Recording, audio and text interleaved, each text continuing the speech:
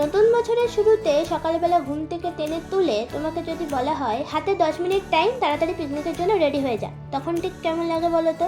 হ্যাঁ, এক্সাইটমেন্ট ঠিকই কাজ করে, কিন্তু তার সাথে কাজ করে কি জামা পরে বেড়াবো। যাই হোক, 10 মিনিটের মধ্যে রেডি হয়ে বেরিয়ে পড়লাম। হাই, আমি মিষ্টি। ডিম আর মটরশুঁটি ছাড়াতে ছাড়াতে পিকনিকের শুভারম্ভ হলো।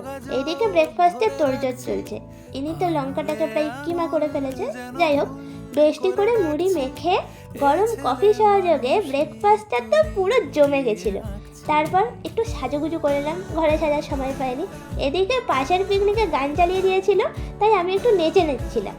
ইনি দেখি আমার মাথার ওপর থেকে দুটো শিং বার করে দিয়েছে, যেটা আমার মোটেই পছন্দ হয়নি। বাচ্চাগুলোকে এখান থেকে নামিয়ে এটাতে চড়ে বেশ মজা লাগলো। এসে দেখি মটন কষা হয়ে গেছে, আর এদিকে আমাদের মেন শেফ মটনটাকে টেস্ট করে দেখছে। আমরাও তাই একটু টেস্ট করে দেখে নিলাম। আমাদেরকে বসিয়ে রেখে নানা ঘুরতে চলে গেছিলেন, আর আমরা দেখছিলাম লক্ষ্মী জামা পরে এসছে। এই করতে করতে নতুন বছরের দিনটা বেশ ভালোই কাটলো। সবাইকে হ্যাপি নিউ ইয়ার।